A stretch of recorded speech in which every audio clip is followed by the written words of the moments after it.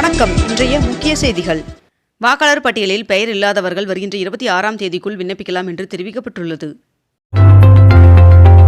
புதுச்சேரி சட்டப்பேரவைத் தேர்தலில் தவேகா சார்பில் போட்டியிடும் வேட்பாளர்களை அக்கட்சியின் தலைவர் விஜய் அவர்கள் இன்று அறிவிக்க உள்ளார் என்று தகவல் வெளியாகியுள்ளது.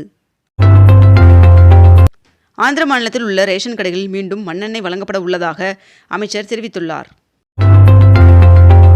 வருகின்ற மார்ச் 23ஆம் தேதி திருத்தணியில் சீமான் அவர்கள் பிரச்சாரத்தை தொடங்க உள்ளார் என்று தகவல் வெளியாகியுள்ளது. தமிழகத்தில் இதுவரை தேர்தல் பறக்கும் படையின் சோதனையில் 73 கோடி ரூபாய் மதிப்புள்ள பணம் பொருட்கள் பறிமுதல் செய்யப்பட்டுள்ளதாக தமிழக தலைமை தேர்தல் அதிகாரி அர்ச்சனா பட்நாயக் அவர்கள் தகவல் தெரிவித்துள்ளார். போருக்கு மத்தியில் தனது மிகப்பெரிய மதிப்புள்ள 10 மில்லியன் ரியாஸ் நோட்டை ஈரான் வெளியிட்டுள்ளது. தேசிய ஜனநாயக கூட்டணியில் டிடிவி தினகரன் அவர்களின் தலைமையிலான அமமுகவிற்கு 12 தொகுதிகள் ஒதுக்கப்பட்டுள்ளதாக தகவல் வெளியாகியுள்ளது. வணிக பயன்பாட்டிற்கான சிலிண்டர் ஒதுக்கீடு மார்ச் 23ஆம் தேதி முதல் 50% அதிகரிக்கப்படும் என்று மத்திய அரசு தகவல் தெரிவித்துள்ளது. ஹார்முஸ் ஜலசந்தி இடையூறு காரணமாக தினசரி 21,600 கோடியை வளைகுடா நாடுகள் இழந்து வருவதாக தகவல் வெளியாகியுள்ளது. தமிழகத்தில் வருகின்ற 24ஆம் தேதி வரை மிதமான மழை பெய்ய வாய்ப்புள்ளதாக வானிலை மையம் தகவல் தெரிவித்துள்ளது. ரூபாயின் மதிப்பு கடும் சரிவு, தொழில்துறை எரிபொருள்கள் விலை உயர்வு ஆகியவை பணவீக்கத்தின் அறிகுறிகள் என்று ராகுல் காந்தி அவர்கள் தெரிவித்துள்ளார்.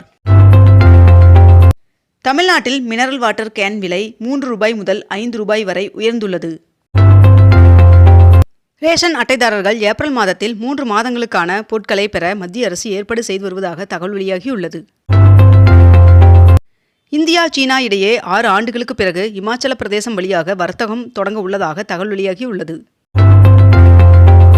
தமிழகத்தில் அரசு தொடக்கப் பள்ளிகளில் 20 நாட்களில் 44,000 மாணவர்கள் புதிதாக சேர்க்கப்பட்டுள்ளனர் என்று தெரிவிக்கப்பட்டுள்ளது. தமிழக தேர்தல் பொறுப்பாளரும் ஒன்றிய அமைச்சருமான பியூஷ் கோயல் அவர்களின் இன்றைய சென்னை பயணம் ரத்து செய்யப்பட்டதாக தகவல் வெளியாகியுள்ளது. டெல்லியில் ஒன்றிய உள்துறை அமைச்சர் அமித்ஷா அவர்களுடன் டிடிவி தினகரன் அவர்கள் சந்தித்து பேசினார் என்று தகவல் வெளியாகியுள்ளது.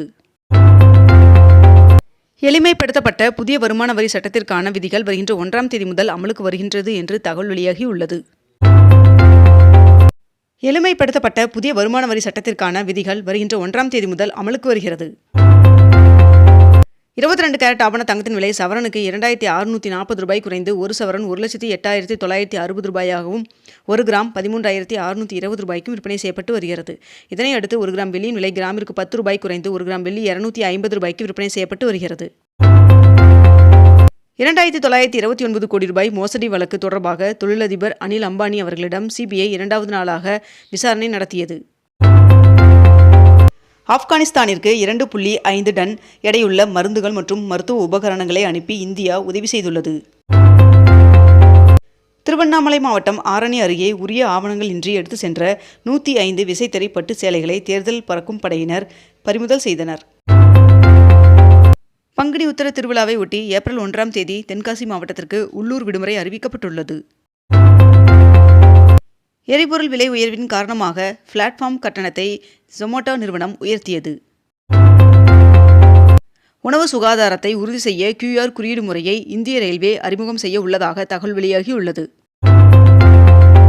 1 முதல் 9ஆம் வகுப்பு மாணவர்களுக்கான முழாண்டு தேர்வு அட்டவணையை பள்ளிக் கல்வித்துறை வெளியிட்டுள்ளது. சட்டப்பேரவை தேர்தலுக்கான 10 வாக்குறுதிகளை மேற்கு வங்க முதலமைச்சர் மம்தா பானர்ஜி அவர்கள் வெளியிட்டுள்ளார். கோடை சீசன் நெருங்கிய நிலையில் ஊட்டி தாவரவியல் பூங்காவில் 35,000 தொட்டிகளில் நடவு செய்யப்பட்டுள்ள மலர் செடிகளை பராமரிக்கும் பணியில் ஊழியர்கள் தீவிரமாக ஈடுபட்டுள்ளனர். தென் மாவட்டங்களில் பிரசித்தி பெற்ற பங்குனி உத்திர திருவிழாவை முன்னிட்டு நெல்லை மாவட்டத்திற்கு வருகின்ற 1ஆம் தேதி உள்ளூர் விடுமுறை அறிவிக்கப்பட்டுள்ளது.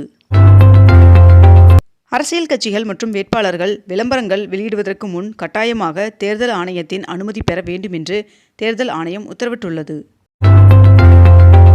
SBI வங்கியிடம் 2,029 கோடி ரூபாய் வங்கி மோசடி தொடர்பாக அனில் அம்பானி அவர்களின் மீது சிபிஐ அதிகாரிகள் வழக்கு பதிவு செய்து விசாரணை நடத்தி வருகின்றனர்.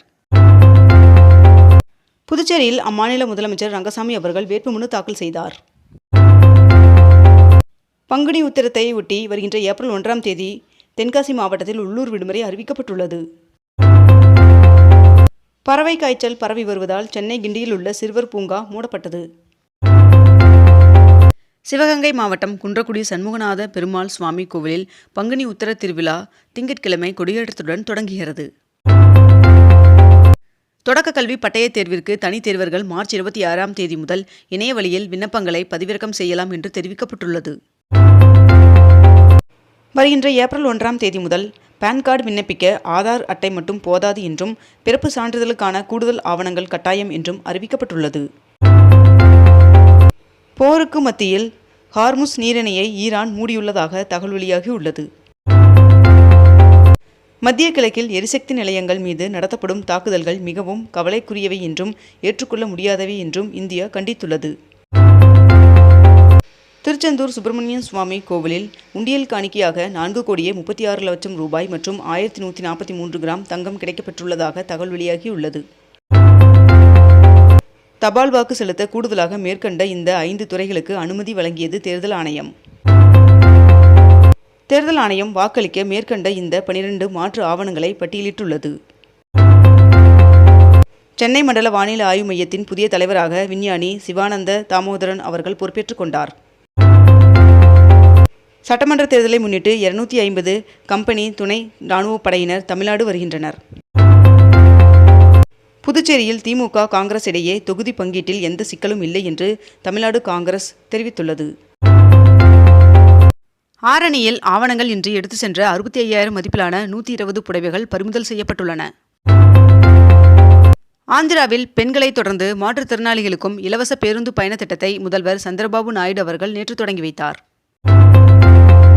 2023-24ஆம் ஆண்டு பருத்தி பருவத்தில் மேற்கொள்ளப்பட்ட கொள்முதலுக்காக இந்திய பருத்தி கழகத்திற்கு 1,718 கோடியை வழங்க ஒன்றிய அரசு ஒப்புதல் வழங்கியுள்ளது.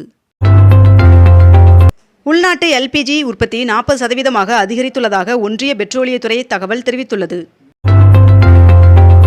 2030ஆம் ஆண்டிற்குள் இந்தியா 3வது பெரிய பொருளாதார நாடாக உருவெடுக்கலாம் என்று PGC அறிக்கை வெளியிட்டுள்ளது. 33,000 கோடியில் பாபியா திட்டத்தின் மூலம் நாடு முழுவதும் 100 தொழில் பூங்காக்களை அமைக்க மத்திய அமைச்சரவை ஒப்புதல் வழங்கியுள்ளதாக தகவல் வெளியாகியுள்ளது. சென்னை சென்ட்ரல் போடிநாயக்கனூர் விரைவு ரயில் இன்று முதல் வாரத்தில் 6 நாட்கள் இயக்கப்படும் என்று தெற்கு ரயில்வே அறிவித்துள்ளது. புதுவையில் தேர்தலை முன்னிட்டு மேற்குறிப்பிட்ட இந்த தேதிகளில் பட்டாசு விற்க மற்றும் தயாரிக்க தடை விதிக்கப்பட்டுள்ளது. ஆப்பிள் நிறுவனத்தின் முதல் மடியக்கூடிய ஐபோன் இந்த ஆண்டு அறிமுகமாகும் என்று தகவல் வெளியாகியுள்ளது. இத்துடன் இன்றைய தலைப்புச் செய்திகள் நிறைவடைகின்றன. மேலும் இதுபோன்ற அண்மை தகவல்களை உடனுக்குடன் தெரிந்து கொள்ள அக்னிபூ சேனலை சப்ஸ்கிரைப் செய்து கொண்டு தொடர்ந்து இணைந்திருங்கள். நன்றி, வணக்கம்.